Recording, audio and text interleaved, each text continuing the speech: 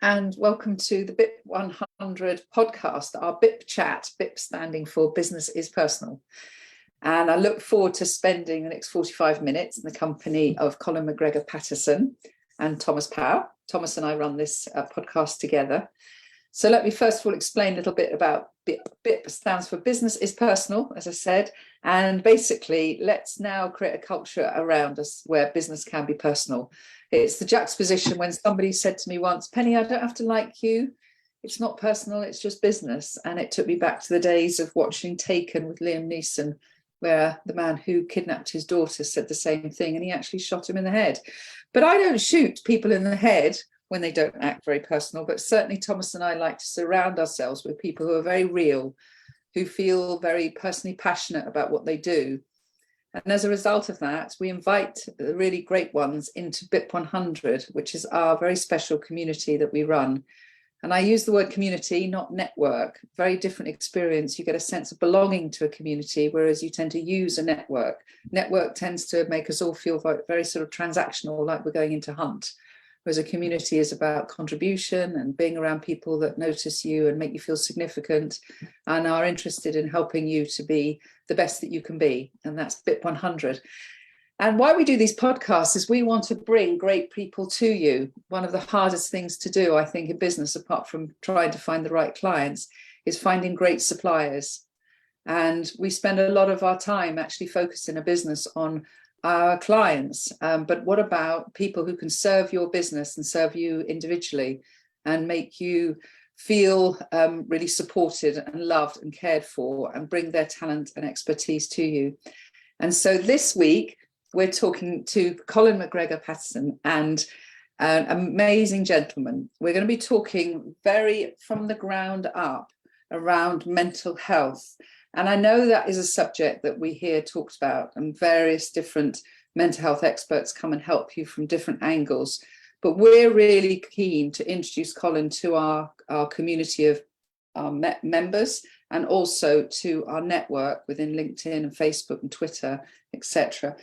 Because Colin runs a charity. He's CEO of the Oasis Partnership, which is based in Buckinghamshire and has been running for a number of years.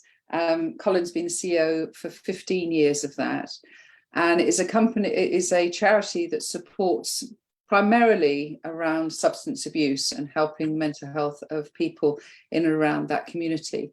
And Colin has built an amazing relationship with many different funders who see this as a very important way to grow the health and wealth of that county. So Colin, welcome. We are very excited to talk to you about this. I've given a little bit of a synopsis about the Oasis Partnership. Would you like to just expound on that a little bit more? Yeah, sure. So thank you for that kind of nice introduction. So basically Oasis, firstly, it stands for actually Open Access Social Inclusion Support. Not many people. That's good. But it is a sort of, we are an open access social inclusion support service.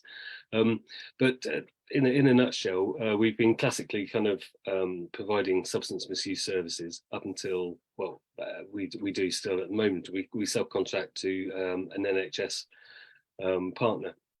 But in the reason for sort of engaging with the BIP family was really around, obviously small charities are struggling at the moment, and in about 2019 we realized that kind of just relying on one core contract was quite risky for us as a charity.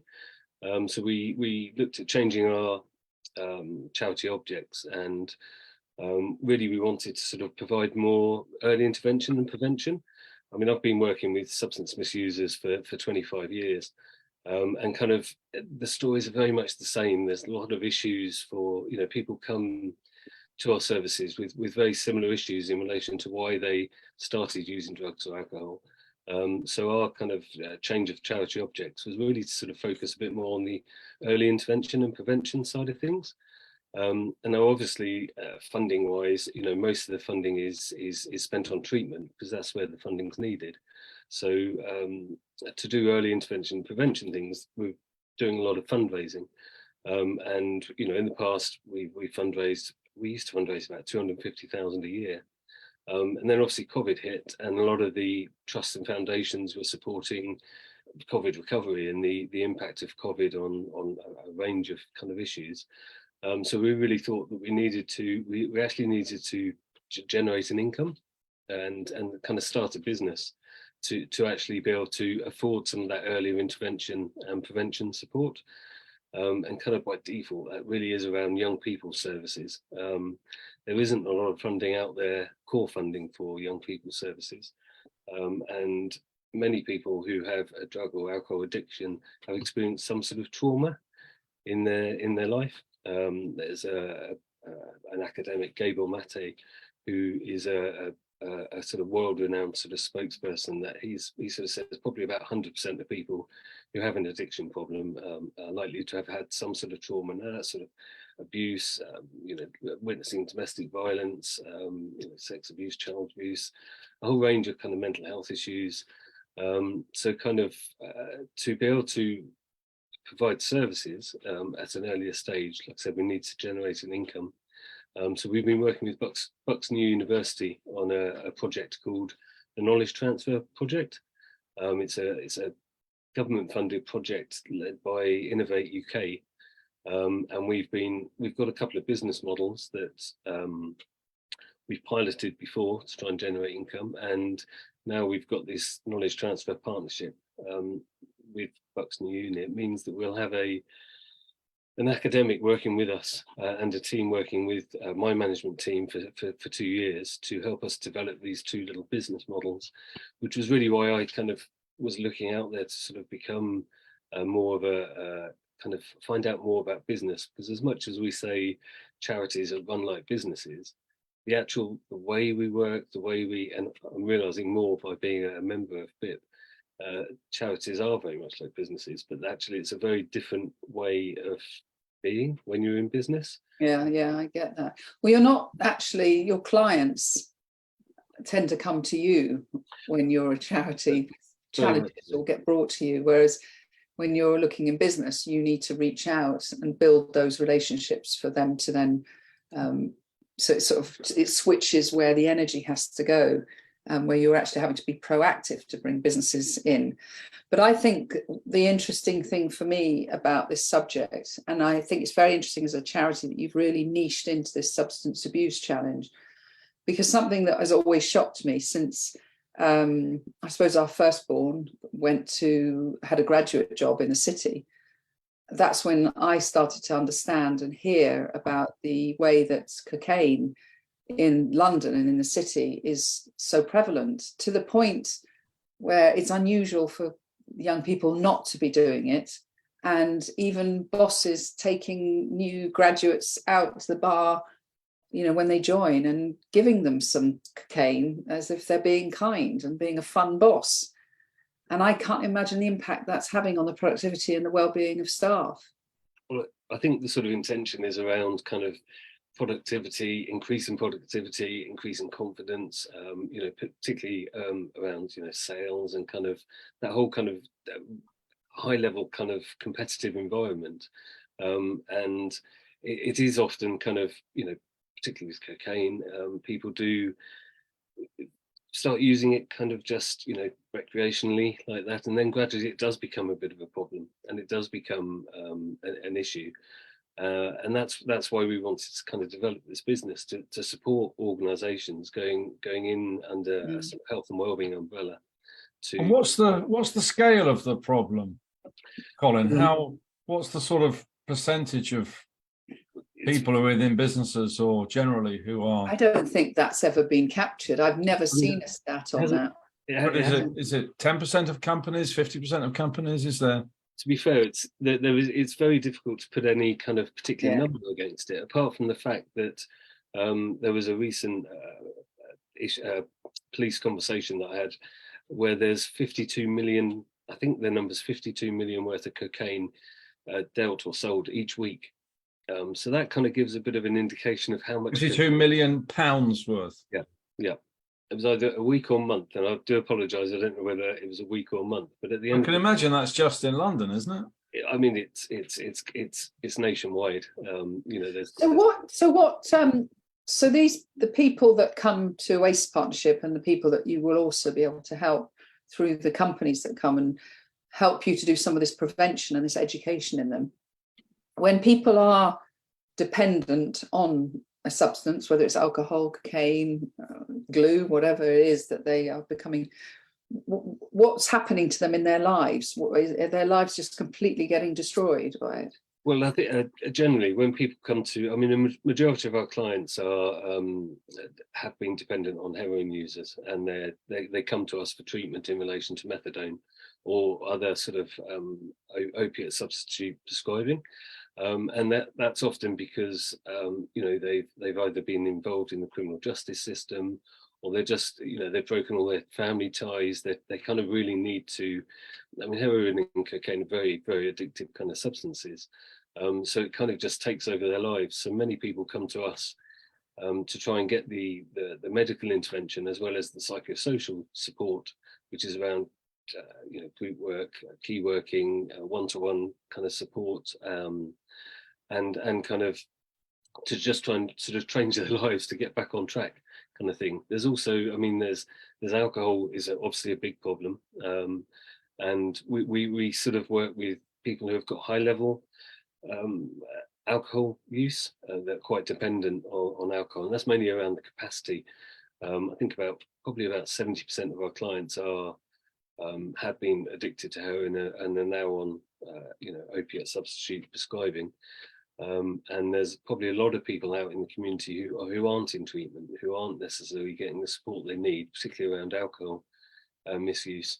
And that's really just because the sort of demographics, the fact that alcohol is sort of more out there in the community, it's more normalized, whereas sort of heroin use is more around, well, I mean, heroin, if you think, an opiate's a painkiller. And often many of the people who are in treatment have had some sort of trauma or issues with their life when they were young. And kind of it's just a way of kind of covering up Right. the pain, blocking the pain. And do they self-refer to you, or does it come through a GP, or how do people come to you? It's a combination. I mean, people can self-refer, GP can refer, other professionals can refer, family members often refer. It really has to come from the individual, though. The individual really needs to want to make a change and make a difference. But it is a very difficult substance to get off. It's but we have so many successes. I think the treatment system is very good. The outcomes are good, but it really is around the individual. So it's around supporting the individual, but the individual really has to make some substantial changes to their life if they want to reduce their addiction. And often that's really around looking at social and economic sort of issues, trying to get employment, as well as trying to address some of the issues that they're actually, they're using substances for, which may be through, domestic violence or peer pressure, or just, homelessness and kind of living on the street. I mean, we run we're part of a Rough Sleepers Initiative homeless project. Not every homeless person starts off using drugs and alcohol, but if you're living on the street, sometimes, I've seen people who do start using substances just because of the desperation of actually living on the streets. There is a lot of support out there, and there's a lot of, particularly after COVID, a lot of all the homeless people were put into accommodation. But in Buckinghamshire, we've kind of got the issue that it's quite an expensive place to live, and there are some real pockets of deprivation, some real areas of deprivation that nobody really thinks of, nobody understands, because they all sort of think, wealthy Buckinghamshire, and it's a beautiful county, but there are some real areas of deprivation, and they're kind of that's where sort of often it's the classic sort of low education, criminal activity, poverty, lack of education, lack of skills, lack of hope, kind of thing. But there are some solutions, and kind of levelling up is an opportunity to engage with people in a different way. Unfortunately, Buckinghamshire doesn't actually get any levelling up money, but what we're doing is collaborating with all different partners to try and focus on some of the areas that do have some of these problems, to try and then make a difference. And you've got a team of 42, so it's a substantial charity here. Are these people that are trained in social working, and in what sort of skills do they have? There's a whole cross section of skills. I mean, one of the difficulties we have actually is we have quite a few vacancies. It's a very quite high level, quite a stressful job. And because we've got vacancies, the staff we do have have quite high caseloads. Because we subcontract to the NHS, so the NHS lead the project. They do run a fantastic service, and our staff are kind of working as part of a team. So you might come to the drug and alcohol service and you wouldn't necessarily know who was an NHS member of staff and who was an Oasis member of staff. But the kind of we have different levels. So we've got kind of community connectors, support workers. We have some outreach workers. They tend to be kind of the newer into the field, and then you get the training and the support, and then you become a kind of recovery worker. And then that's dealing with a caseload of sort of 40 to 50 different individuals. Wow. And how many people are you treating in a typical year, Colin? How many people are you supporting? I think on average, there's probably about, at any one time, there's about maybe about 1,800 people in treatment. Oh my goodness. I mean, wow. There's at any one time, there's that many. On the caseload, it kind of varies, because obviously we try and get people off the caseload, but there's always more people coming through with issues. And basically, because recruitment nationally in relation to substance misuse workers is really difficult, and it's quite problematic. And that's really based on just a whole range of. There's a lot of other opportunities out there for people. We pay a good salary, but it's just there's a national shortage of workers in the NHS. There's thousands of workers that are. What type of workers are you talking about? So we've got a whole range of workers. So there's from support workers to recovery workers, which are really sort of people who are a bit more experienced around drug and alcohol support. There's the NHS employ the nurses, the prescribers. There's a whole range of managers. I think there's about 7 or 8 different managers, all having different responsibilities. There's like a criminal justice lead. There's sort of a communities lead. So they've all got different skills, and there's a lot of kind of collaboration. Everyone works together. Everyone really supports each other, because we are dealing with some quite difficult people who have got a range of issues. It's not really just the substance misuse. That's just possibly one of the issues. They may have family issues. They may have violence and aggression issues, housing issues, poverty issues. There's a whole combination of issues that tend to come up, and it's not like you can just sort of see one person for 40 minutes or an hour and that's it. There's referrals to be made. There's collaboration with other partners, social services. We do have social workers in the team. There's some therapists. We have counsellors. We run a counselling part of the counselling service, so we use volunteer counsellors who have in their 4th year of counselling. So they're quite experienced, but they kind of work with us to get their client hours. So there's a kind of real cross section. Staff are brilliant. I mean, you have to really be quite passionate to work with our client group, because they are a difficult client group. But I think it is a career choice, and what we do a lot of the kind of recovery focused stuff as well. So the sort of the wraparound kind of services. So we focus on some sort of employment, the kind of getting people out and about, doing arts and craft, group work, just other things that go alongside trying the recovery treatment, which is kind of beneficial. What you don't want to, you can't just do treatment in isolation. You kind of really need to build that person's confidence and skills up. So, ideally the long-term aim is that try and get most people in employment, so they're, living a fulfilling life without kind of reliance on benefits or anything like that. But there are many people that we work with that may not be able to work because of mental health issues or disabilities or other sort of issues that they've started using drugs for. So it's and those 1,800, are they nearby your centre, or are they across the whole county? They're across the whole county. They're not in one certain place. There are areas which are the kind of general social economic areas of deprivation where there may be sort of more service users from, but they're kind of across the board, and you get people from all kind of demographics. You get sort of wealthy individuals who are in employment, working. You may have drug and alcohol problems, like you said. People working in the city or London, using cocaine. It's sort of a whole range of problems, really. How would they know that you were there? How would they? Is it the GP would say to them? I think often people get to kind of people often get to rock bottom when they come into treatment. A lot of people are they may be drinking a lot, and their families are telling them to go and get treatment, and they may potentially be at risk of losing their jobs because of what they're using substance wise.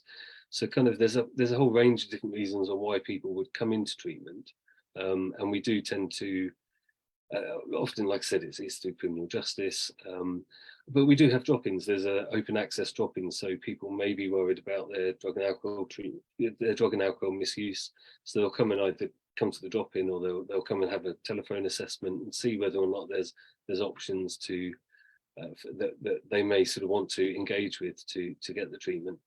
It's sort of complex, but mainly because of the nature of addiction, really. And we deal with drug and alcohol misusers, but addictions, kind of sex addiction, food addiction, there's a whole range of addictions that and some are supported and some aren't. And over the 15 years that you've been the CEO, have you noticed things getting worse, or is it because obviously the mental health is becoming a very common conversation now, thankfully, but have you seen it getting worse over these 15 years? I've seen a range of different issues, whether it's getting worse or whether it's just more evident. I think mental health issues are far more.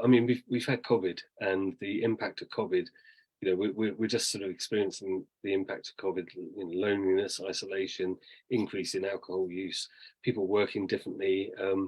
So have things got worse? In the past, up until 2016, there was something called legal highs, new psychoactive substances, which were a big problem in relation to the synthetic drugs that people could buy in the streets, and you could buy in a local garage kind of thing.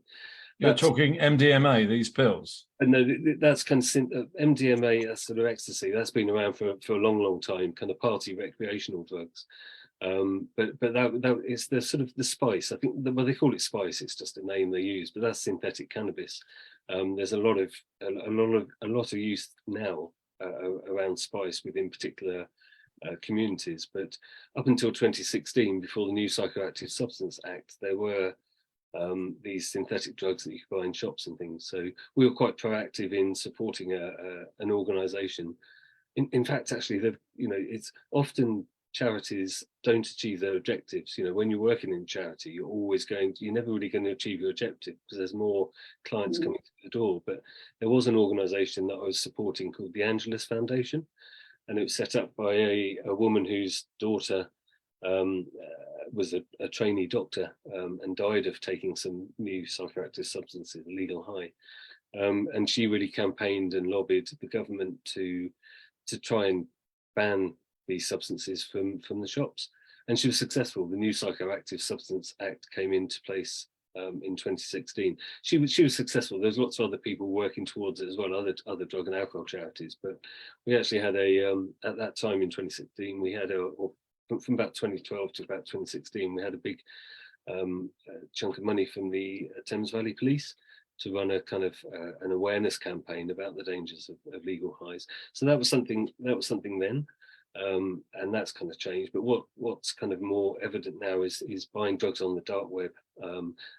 Drugs on the dark web have been available for many years. I think there's a Netflix film, The Silk Road.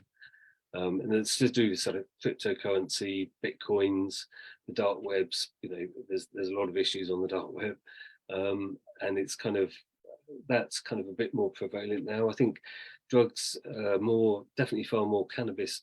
To be fair, young people, drugs aren't as much of a problem with younger people as perhaps they have been in the past. But younger people have got a lot of other issues, mental health issues, texting, sexting, a whole range of issues in relation to the digital world that we live in. So I think things have kind of changed. I think there's also there's certain populations where substance misuse isn't really discussed in Black Asian minority ethnic communities. Some of those communities have got some problems with substances, but it's a kind of hidden problem. Put under the carpet. I mean, And do you find parents are aware enough? Do you ever get parents coming in and saying, I need help with my child? Yeah, very much so. I mean, there's a good youth organisation run by Cranston in Buckinghamshire, and they kind of deal with up to 18-year-olds. But the difference is you've got sort of 4 million spent on adult treatment, and only about 400,000 spent on young people kind of treatment. Yeah. But really, young people aren't necessarily addicted. It takes quite a while to become addicted.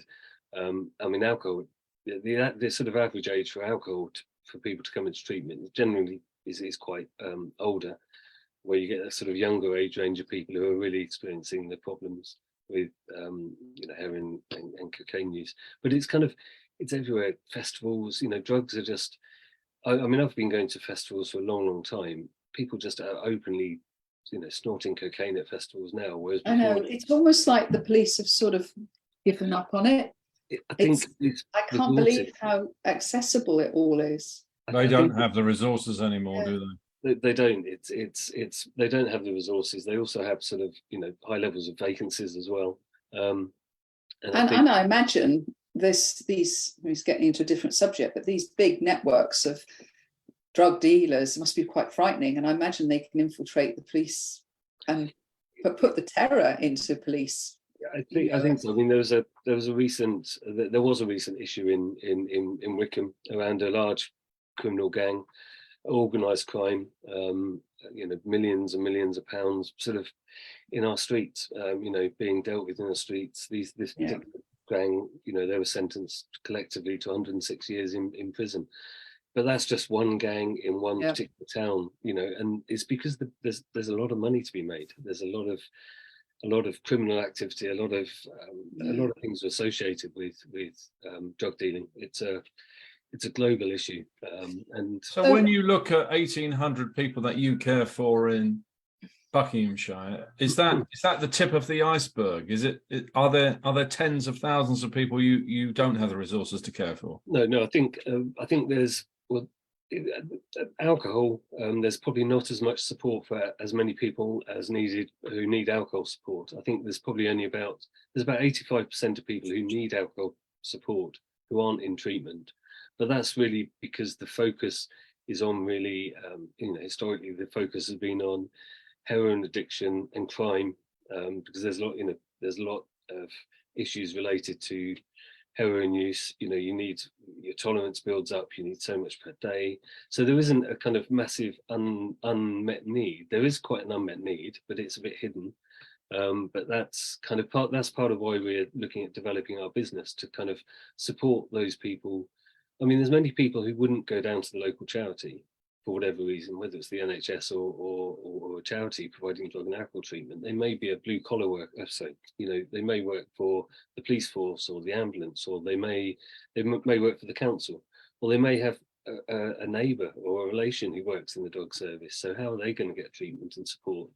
And there are some there's the Priory, which is very expensive. So there's probably quite a lot of unmet need. So what's your business plan then? How do you present to a business? You go to an organisation, say, can you invest some capital in this charity so we can provide resources to your employees, to your suppliers?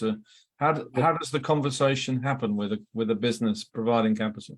Well, I think it's around it's really around employers, particularly now, more so after COVID, having to support their employees under the health and wellbeing kind of umbrella, and it's around having a healthy workforce that can actually, not taking time off and things, but they have a bit of a duty of care to support their staff. So our kind of model is really around going into employers and sort of offering a range of different sort of products in a roundabout way, depending on what they need. Sometimes you might have, let's say, for example, you've got a couple of directors who are using coke, but they've got all the knowledge, they've got all the experience, You don't want to get rid of some of the, you don't want to sack people because they're productive, and they you're losing a lot if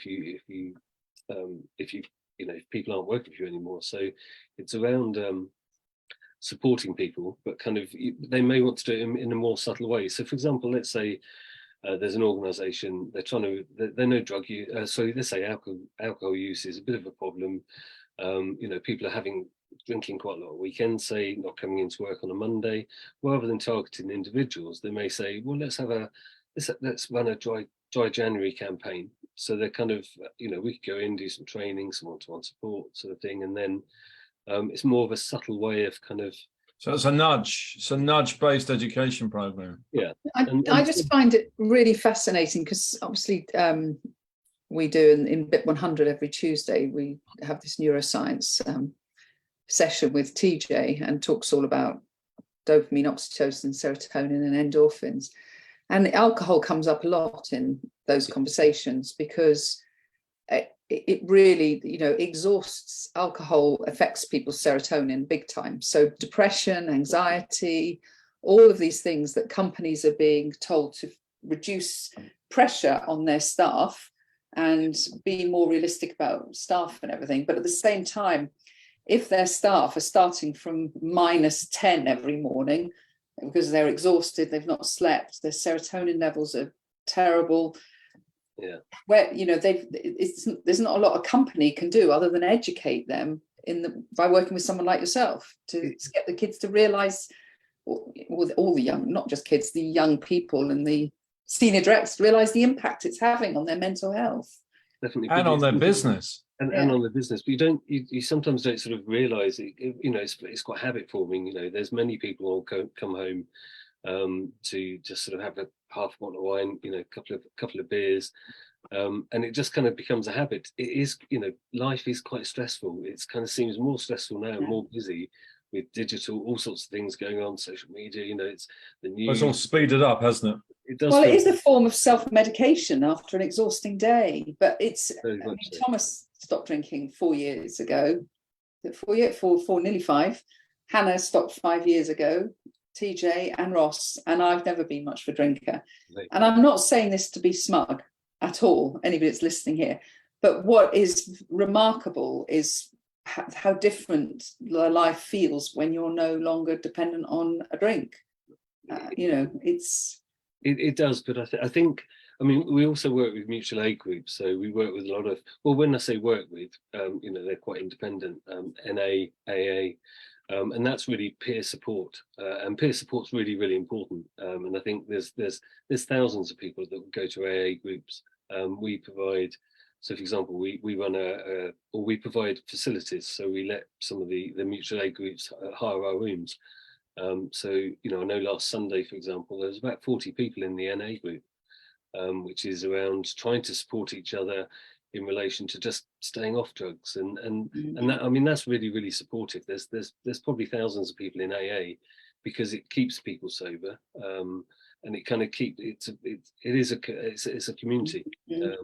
Do you work closely with the AA service in Buckinghamshire, Colin? Yes, yeah, I do, because I fully believe in recovery, and we're really recovery focused, and fairly recently we've set up a monthly cafe evening for anyone in recovery, and it's kind of anonymous. People can just drop in, but there's the two people who run AA, the chair and the co-chair. We've got a very good relationship with. Because we provide sort of employment support, other activities, other recovery focused activities, they're very much trying to support their kind of peers to make sure that everyone's got a sort of equality of access to things that will help them stay off alcohol, for example. So we do work with them very closely. Would they be running group sessions every day? There are group sessions every day, yeah, that you could go to. Around the county, there's probably 3 or 4 different group sessions you could go to, and many people do. Some people just want to go to perhaps once a week. AA doesn't necessarily suit everyone. Peer support's quite good for everyone, but some people do go to a meeting every day, and it keeps them sober. They can talk about it. It stops their triggers. It's a fantastic model that kind of runs alongside treatment. You know, what we sort of say is, you know, we can get people off alcohol, but then you know, the mutual aid groups can kind of keep people off, or the kind of recovery network or recovery support available keeps people off. And there's, you know, thousands of people that, you know, I've been in Bucks, and I see so many people now who have been through some Oasis services and the NHS services, and they've done really well.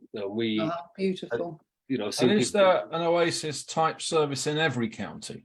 Every county has a community drug and alcohol service. It's funded through public health.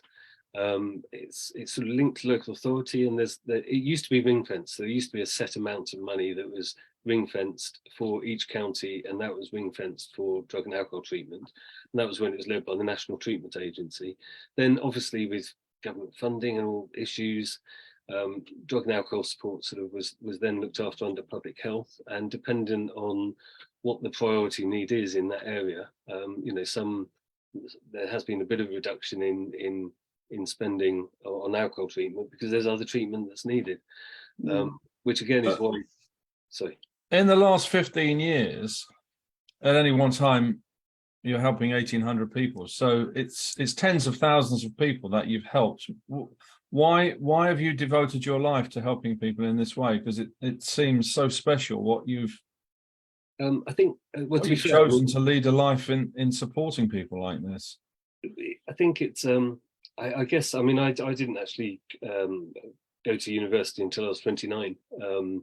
I had some of my own issues when I was a child, and I sort of didn't do very well at school. I'm one of 5 kids, but I was the one who was kind of who experienced some sort of abuse from a local paedophile. I was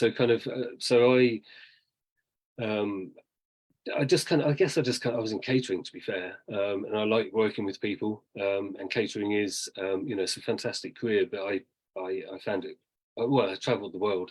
That was kind of my addiction in a way for quite a few years. Then you get to a certain age when you think, actually, I need probably a bit of a different career. So I went to train as a social worker when I was 29 and went up to university.